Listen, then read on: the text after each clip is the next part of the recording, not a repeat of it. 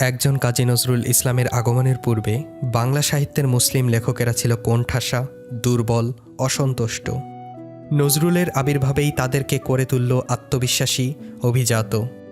হ্যাঁ, বাংলা সাহিত্যের আকাশে ধূমকেতুর মতোই আগমন ঘটে নজরুল ইসলামের। শুধু সাহিত্যাঙ্গনের মানুষের জন্য নয়, কাজী নজরুল ইসলাম তার লেখায় অন্যায়, জুলুম, অবিচার ও কুশ্রিতার বিরুদ্ধে সাধারণ মানুষের মনে সংগ্রামী চেতনার জন্ম দিয়েছেন। উদ্দীপনা জাগরণী কবিতামালা জাতীয় শিরায় সঞ্জামী শক্তি দান করে। তিনি বাংলা সাহিত্য অঙ্গনে এক বিস্ময়কর নাম। ব্যক্তিগত জীবনে দুঃখমিয়া নামে পরিচিত এই মানুষটি নিজের নামের সাথে জড়িয়ে থাকা সকল দুঃখ দুর্দশার তাড়নাকে ত্যাগ করে সাহিত্য কবিতায় জড়িয়ে দিয়েছেন দুঃখকে জয় করে, সত্যকে সুন্দরকে জয় করে নেওয়ার বাণী। তার কবিতাগুলো ছিল চিরযৌবনের জয়ধ্বনি। স্বকীয় বৈশিষ্ট্যে তিনি ছিলেন সমুজ্জ্বল। তার সাহিত্য রবীন্দ্র বলয় থেকে মানুষকে বের করে দিয়েছে এক নতুন সুরের সন্ধান। সেই সুরের ঝংকারে মানুষের মনকে প্লাবিত করতে গিয়ে তিনি কারাবরণ করেন বহুবার, কিন্তু তিনি থেমে যাননি একবারও। সেই কাজী নজরুল ইসলামকে নিয়ে বলতে গিয়ে আজ নিজেকেও দুর্বার মনে হচ্ছে। আমাদের আজকের আয়োজনে জানাতে চাই সেই কাজী নজরুল ইসলামের এই জীবনের গল্প। আপনারা জানার জন্য প্রস্তুত তো? তাহলে চলুন শুরু করা যাক। জন্ম ও প্রাথমিক জীবন। 1899 খ্রিস্টাব্দের 24শে মে, 1306 বঙ্গাব্দের 11ই জ্যৈষ্ঠ ভারতের পশ্চিমবঙ্গের বর্ধমান জেলায় আসানসোল মহকুমার চুরুলিয়া গ্রামে জন্মগ্রহণ করেন কাজী নজরুল ইসলাম। তার বাবা ছিলেন স্থানীয় এক মসজিদের ইমাম। তারা ছিলেন 3 ভাই বোন। তার সহোদর 3 ভাই ও 2 বোনের নাম হল সবার বড় কাজী সাহেবজান, কনিষ্ঠ কাজী আলী হোসেন, বোন উম্মে কুলসুম। কাজী নজরুল ইসলামের ডাকনাম ছিল দুঃখু মিয়া। তিনি স্থানীয় মক্তবে কুরআন, ইসলাম ধর্ম, দর্শন এবং ইসলামী ধর্মতত্ত্ব অধ্যয়ন শুরু করেন। 1908 খ্রিস্টাব্দে যখন তার পিতার মৃত্যু হয়, তখন তার বয়স মাত্র 9 বছর। পারিবারিক অভাব অনটনের কারণে তার শিক্ষা বাধাগ্রস্ত হয় এবং মাত্র 10 বছর বয়সে তাকে নেমে যেতে হয় জীবিকা অর্জনে। এ সময় নজরুল মক্তব থেকে নিম্ন মাধ্যমিক পরীক্ষায় উত্তীর্ণ হয়ে উক্ত মক্তবেই শিক্ষকতা শুরু করেন। একই সাথে হাজি পালোয়ানের কবরের সেবক এবং মসজিদের মুয়াজ্জিন হিসেবে কাজ শুরু করেন। এই সময় কাজের মাধ্যমে তিনি অল্প বয়সেই ইসলাম ধর্মের মৌলিক আচার অনুষ্ঠানের সাথে ঘনিষ্ঠভাবে পরিচিত হওয়ার সুযোগ পান, যা পরবর্তী সাহিত্যকর্মকে বিপুলভাবে প্রভাবিত করেছে। তিনি বাংলা সাহিত্যে ইসলামী চেতনার চর্চা শুরু করেছেন বলা যায়। মক্তব, মসজিদ ও মাজারের কাজে নজরুল বেশি দিন ছিলেন না। বাল্য বয়সেই লোকশিল্পের প্রতি আকৃষ্ট হয়ে একটি লেটো দলে যোগ দেন। তার চাচা কাজী বজলে করিম চুরুলিয়া অঞ্চলের লেটো দলের বিশিষ্ট ওস্তাদ ছিলেন এবং আরবি, ফার্সি ও উর্দু ভাষায় তার দখল ছিল। এছাড়া বজলে করিম মিশ্র ভাষায় গান রচনা করতেন। ধারণা করা হয় বজলে করিমের প্রভাবেই নজরুল লেটো দলে যোগ দিয়েছিলেন। এছাড়া ওই অঞ্চলের জনপ্রিয় লেটো কবি শেখ চকর এবং কবিয়া বাসুদেবের লেটো ও কবিতা গানের আসরে নজরুল নিয়মিত অংশ নিতেন। লেটো দলেই সাহিত্য চর্চা শুরু হয়। এই দলের সাথে তিনি বিভিন্ন স্থানে যেতেন, তাদের সাথে অভিনয় শিখতেন এবং তাদের নাটকের জন্য গান ও কবিতা লিখতেন। নিজ কর্ম এবং অভিজ্ঞতার আলোকে তিনি বাংলা এবং সংস্কৃত সাহিত্যে অধ্যয়ন শুরু করেন। একই সাথে হিন্দু ধর্মগ্রন্থ এবং পুরাণসমূহ অধ্যয়ন করতে থাকেন। সেই অল্প বয়সেই তার নাট্যদলের জন্য বেশ কিছু লোকসঙ্গীত রচনা করেন। 1910 সালে নজরুল লেটো দল ছেড়ে ছাত্র জীবনে ফিরে আসেন। তারপর তার নতুন স্কুল ছিল রানীগঞ্জের সিয়ারসোল রাজ স্কুল। এরপর ভর্তি হন মাথরুন উচ্চ ইংরেজি স্কুলে, যা পরবর্তীতে নবীনচন্দ্র ইনস্টিটিউশন নামে পরিচিতি লাভ করে। মাথরুন স্কুলের তৎকালীন প্রধান শিক্ষক ছিলেন কুমুদরঞ্জন মল্লিক, যিনি সেকালের বিখ্যাত কবি হিসেবেও পরিচিত ছিলেন। তবে আর্থিক সমস্যা তাকে বেশি দিন এখানে পড়াশোনা করতে দেয়নি। 6ষ্ঠ শ্রেণী পর্যন্ত পড়ার পরে তাকে আবার কাজে ফিরে যেতে হয়। প্রথমে যোগ দেন বাসুদেবের কবি দলে, এরপর একজন খ্রিস্টান রেলওয়ে গার্ডের খানসামা এবং সবশেষে আসানসোলের চা রুটির দোকানে রুটি বানানোর কাজ নেন। এভাবে বেশ কষ্টের মাঝেই তার বাল্যজীবন অতিবাহিত হতে থাকে। এই দোকানে কাজ করার সময় আসানসোলের দারোগা রফিজুল্লাহর সাথে তার পরিচয় হয়। দোকানে একা একা বসে নজরুল যেসব কবিতা ও ছড়া রচনা করতেন তা দেখে রফিজুল্লাহ তার প্রতিভার পরিচয় পান।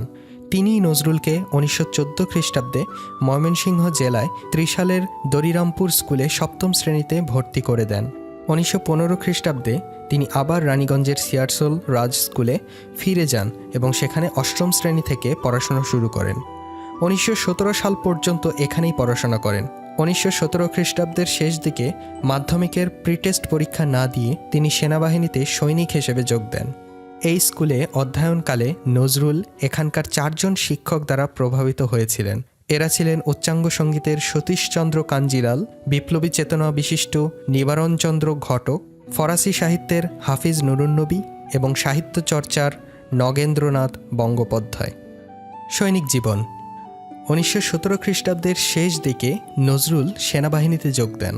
প্রথমে কলকাতার ফোর্ট উইলিয়ামে এবং পরবর্তীতে প্রশিক্ষণের জন্য সীমান্ত প্রদেশের নওশেরায় যান। প্রশিক্ষণ শেষে করাচি সেনানিবাসে সৈনিক জীবন কাটাতে শুরু করেন।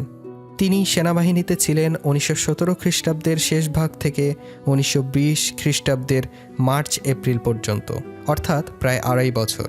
এই সময়ের মধ্যে তিনি 49 বেঙ্গল রেজিমেন্টের সাধারণ সৈনিক থেকে কোয়ার্টার মাস্টার হাবিলদার পর্যন্ত হয়েছিলেন।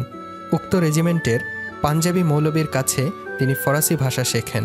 এছাড়া সহসৈনিকদের সাথে দেশি বিদেশি বিভিন্ন বাদ্যযন্ত্র সহযোগে সঙ্গীতের চর্চা অব্যাহত রাখেন, আর গদ্যপদ্যের চর্চাও চলতে থাকে একই সাথে।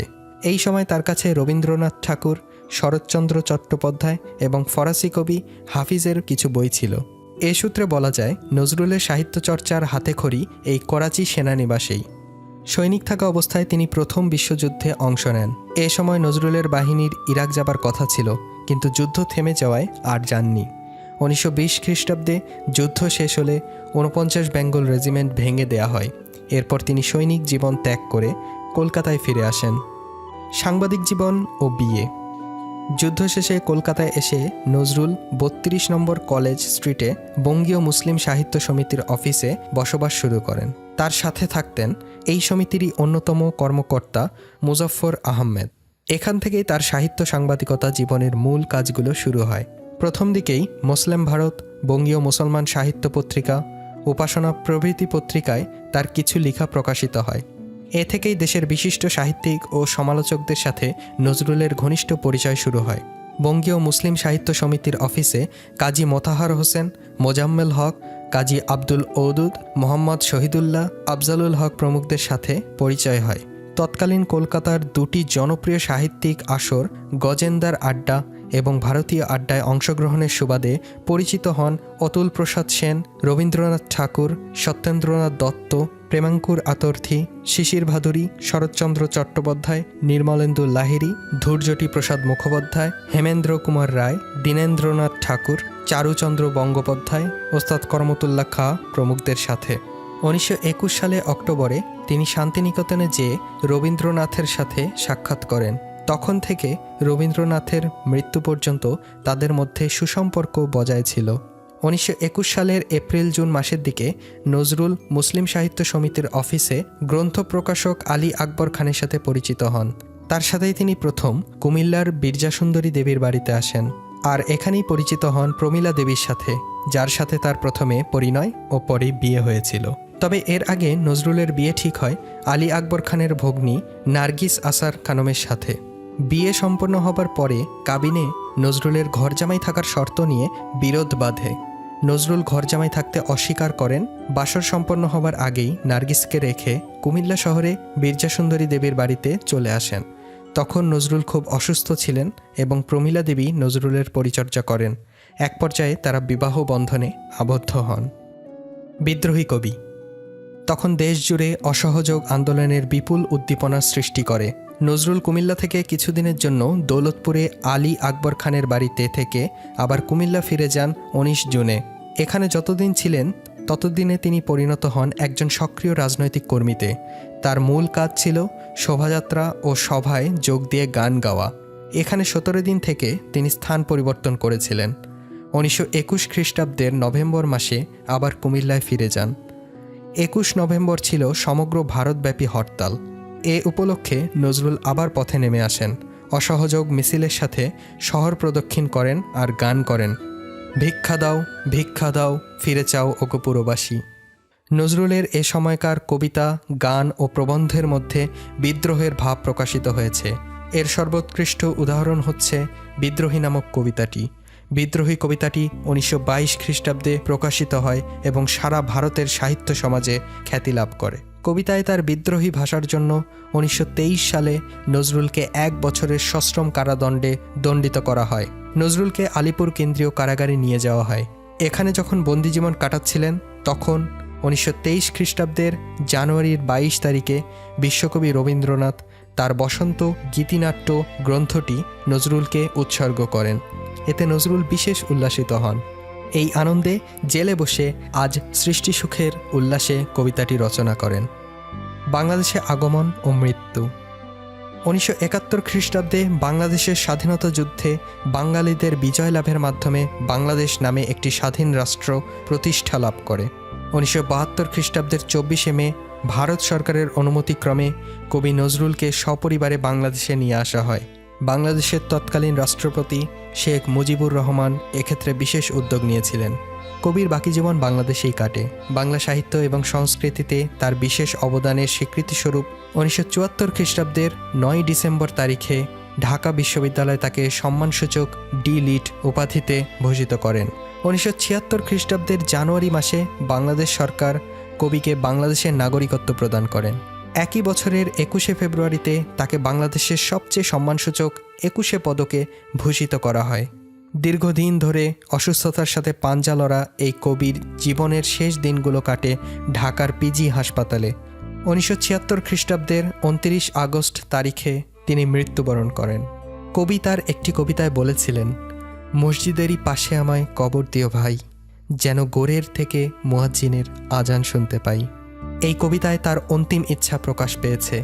তার এই ইচ্ছার বিষয়টি বিবেচনা করে কবিকে ঢাকা বিশ্ববিদ্যালয় কেন্দ্রীয় মসজিদের পাশে সমাধিস্থ করার সিদ্ধান্ত নেওয়া হয় এবং সে অনুযায়ী তার সমাধি রচিত হয়। বাংলাদেশে তার মৃত্যু উপলক্ষে 2 দিনের রাষ্ট্রীয় শোক দিবস পালিত হয়। আর ভারতের আইনসভায় কবির সম্মানে 1 মিনিট নীরবতা পালন করা হয়।